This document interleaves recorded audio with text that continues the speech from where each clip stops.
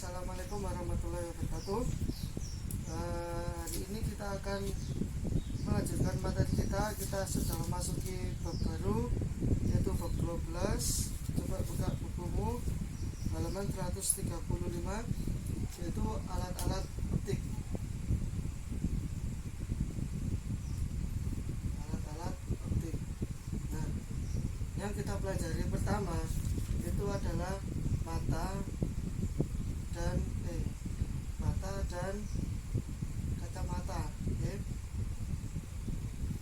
Jadi banyak teman-teman kita yang memakai kacamata, kemudian yang tidak pakai kacamata. Nah, itu kita akan pelajari di sini kenapa dan bagaimana kok bisa terjadi dia memakai kacamata ataupun tidak memakai kacamata. Nah, untuk bagian-bagiannya bisa kalian baca di halaman 136. Nah, yang harus kita pelajari yang pertama adalah kita harus mengenal titik dekat dan titik jauh. Yang pertama titik dekat, atau yang dikenal dengan sebutan PP, atau di buku itu dinamakan apa itu, punctum proximum, di mana titik dekat itu jarak yang paling dekat mata. Jadi jarak yang paling dekat yang dapat dilihat mata dengan jelas, ya, atau PP. Kemudian kalau titik jauh itu adalah titik di mana jarak terjauh mata kita untuk bisa melihat, atau PR, ya. Dan jangan lupa kita dulu pas di SMP kita diajari gini, 1/F itu sama dengan 1/S ditambah 1/S persen. Nah, ini adalah jarak benda, ini adalah jarak bayangan. Kemudian kekuatan lensa,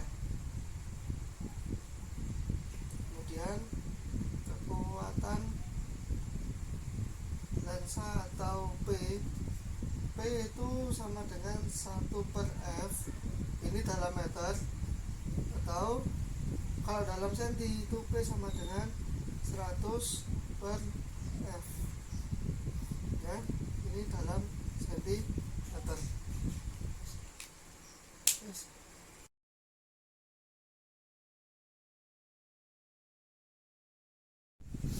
Baik, kita lanjutkan. Kemudian dibuka buku halaman 137, kita akan mempelajari yang namanya cacat mata. Nah, di sini cacat mata, ya, jadi kita akan coba jelaskan pelan-pelan cacat mata. Yang pertama di bukumu adalah mata normal. Mungkin mata normal kita hanya sebagai pengetahuan saja.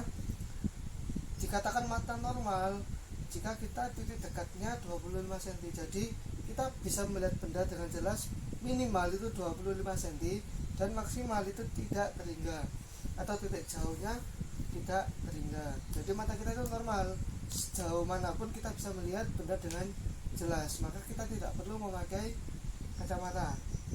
Kemudian yang kedua adalah rabun jauh. Nah, yang kita bahas ini khususnya yang cacat mata, yang itu rabun jauh atau miopi, ya. Rabun jauh ini mata tidak dapat melihat pada jarak jauh, jadi kita bisa melihatnya hanya dalam jarak dekat minimalnya. Makanya rabun jauh ini kita memakai lensa cekung, atau yang sering kita kita menyebutnya itu dengan kacamata minus, ya. Kemudian titik dekat mata atau PP, titik dekat atau PP itu kurang dari 25 cm, ya. Kemudian titik jauhnya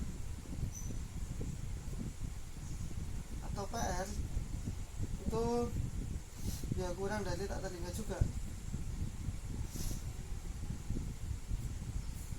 Terus untuk masalah perhitungan kita memakai ini 1/f itu tetap sama dengan 1/s dikurangi 1/s aksen, karena bayangannya itu bersifat maya dan s nya itu tak terhingga. Selalu s nya ini adalah tak terhingga. S aksennya itu sama dengan titik jauh sama dengan minus PR ya. PR itu apa? Titik jauh. Maka untuk mencari kekuatan lensa itu adalah P sama dengan minus 1/PR. Jadi untuk mencari kekuatan lensanya dari orang yang minus itu sama dengan 1 per titik jauhnya minus, makanya dia adalah minus ya. Sebagai contoh,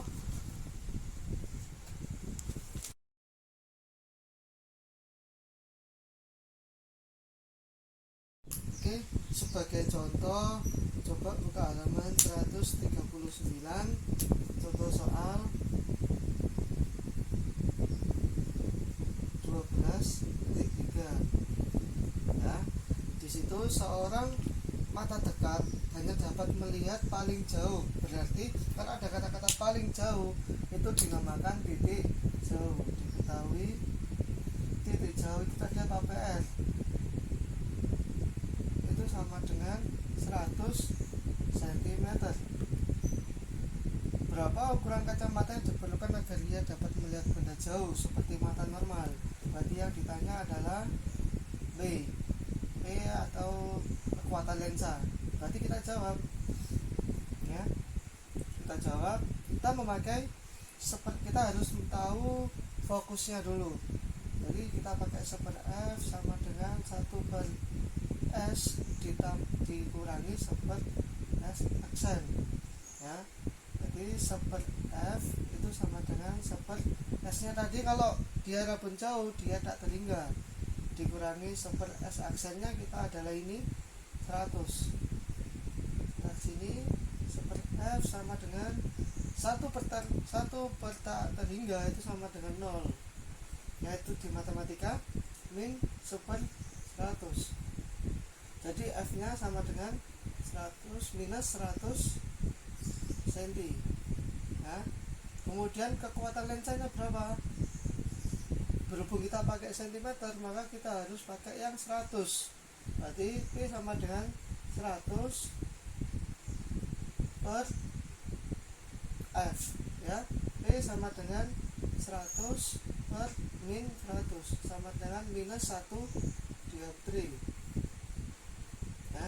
Jadi si penderita mata ini dia adalah minus 1 karena dia bisa melihat paling jauh itu adalah 100 cm ya. Terus yang kita tulis tadi kita bisa pakai cara yang kedua. Cara yang kedua untuk menentukan lensa pada rabun jauh kita bisa memakai yang tadi P sama dengan 1 per min PR. Nah ini adalah untuk meter. Berhubung kita pakai senti kita harus pakai yang 100. P sama dengan 100 per min PR atau jarak terjauhnya. Berarti kita masukkan 100, jarak terjauhnya berapa? Min 100 ya. Min 100 sama dengan min 1. Sama kan? Berarti kita bisa memakai dua cara. Ini adalah dasarnya. Kita harus tahu fokusnya dulu, kemudian kekuatan lensa. Kalau kita langsung itu kita langsung pakai ini. P sama dengan minus 1 per jarak terjauhnya itu dalam meter. Kalau senti kita harus pakai yang 100 ya. Jadi hasilnya sama kok nanti. Oke.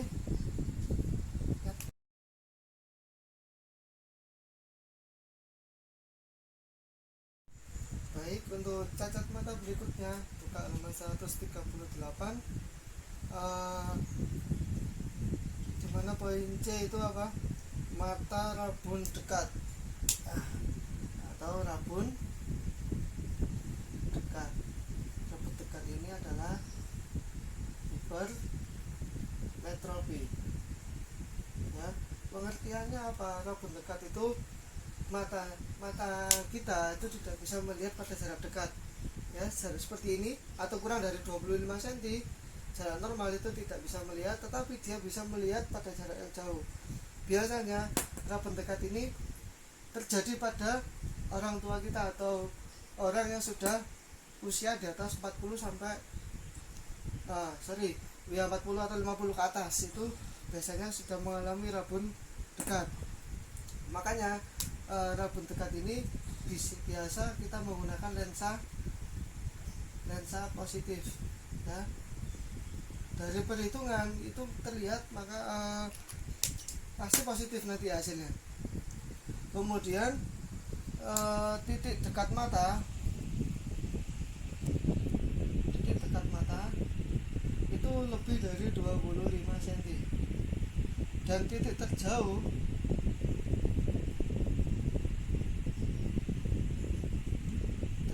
itu sama dengan tidak terhingga ya. Jadi dia bisa melihat benda yang jarak jauh, tapi dia tidak bisa melihat pada jarak dekat. Nah, untuk perhitungannya itu kita bisa memakai sama 1/f sama dengan 1/s dikurangi 1/s aksen ya. Jadi kalau kita lanjutkan 1/f itu sama dengan s nya kita pakai biasanya 25 ya, dikurangi 1/s aksennya itu min pp atau sama dengan jarak terdekatnya ya. Untuk mencari kekuatan lensa, jika S sama dengan 25, maka P nya itu sama dengan 4 dikurangi 1/pp ya. Jadi kalau S nya 25, jadi kalau dia ingin membaca dengan mata normal itu kita pakai ini. Kalau tidak dengan mata normal, tergantung nanti di soal S nya berapa, bisa 30 atau 40 seperti itu ya.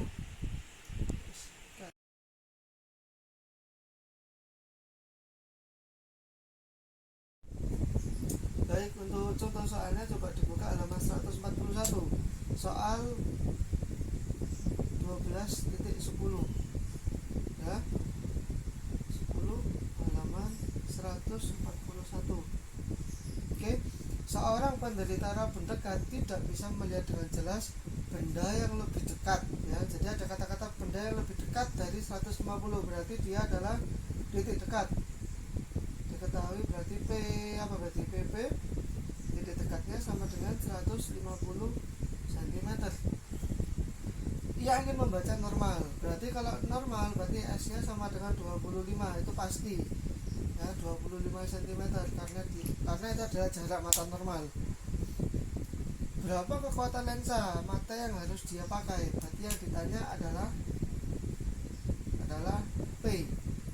Kita jawab ya, sama dengan, kita pakai cara yang pertama dulu, 1/f sama dengan 1/s dikurangi 1/pp.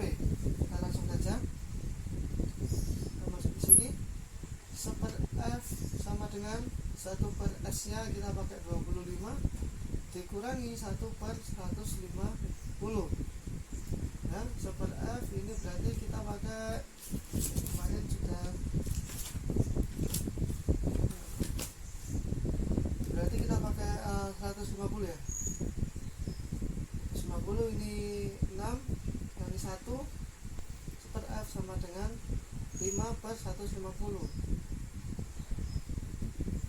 Jadi F nya sama dengan 150/5, berapa? 30 cm. Ini adalah jarak fokusnya. Jadi untuk kekuatan lensanya P sama dengan 100/f ya, 100/30. Saya coret 10/3 atau kalau dikunci sama dengan 3/3 dioptri ya. Jadi dia hasilnya adalah positif, maka dia memakai apa? Memakai lensa positif atau lensa cembung positif. Nah, terus kalau pakai cara kedua bagaimana? Berhubung dia ingin memakai kacamata agar dia bisa membaca dengan normal, maka S nya kan 25. Kita memakai cara yang cepat, yaitu kita pakai P sama dengan 4 min ya, 4 min apa tadi 1 min PP. Ini kalau meter. Kalau sentimeter kita pakai P sama dengan 4 dikurangi 100 per PP. Kita tulis di sini P sama dengan 4 kurangi 100 per PP nya tadi berapa? 150. Coret-coret, ini P nya. Berarti ini kita pakai 15 ya. 15 kali 4 berapa? Oke, berarti ini 15 kali 4 itu 60 kurangi 10 ya. P nya sama dengan 40 per 15. Ini bisa ditulis yes. Jadi P sama dengan ini 60 kurangi 10 50 ya, 50 per 15. Jadi sama 10 per 3 dioptri ya, sama kan, sama ini sama ini. Jadi kita bisa pakai dua cara ya, pakai yang cara ini. Tapi kalau biasanya saya memakai yang ini karena apa? Lebih aman, karena tidak selamanya S itu sama dengan 25. Jadi tergantung di soal. Kalau ada kata-kata dia ingin membaca pada jarak 30 cm berarti S nya 30 cm. Kalau ada kata-kata S nya itu normal, itu berarti 25, langsung kita pakai 25 cm. Nah, sekian pembelajaran pada pagi hari ini. Coba kalian kerjakan, nanti diupload di e-learningnya halaman 141, uji prestasi mandiri ya, uji prestasi mandiri UTM.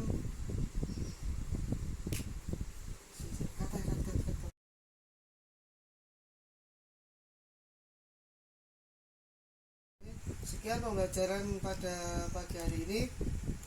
Kemudian untuk tugas, coba kerjakan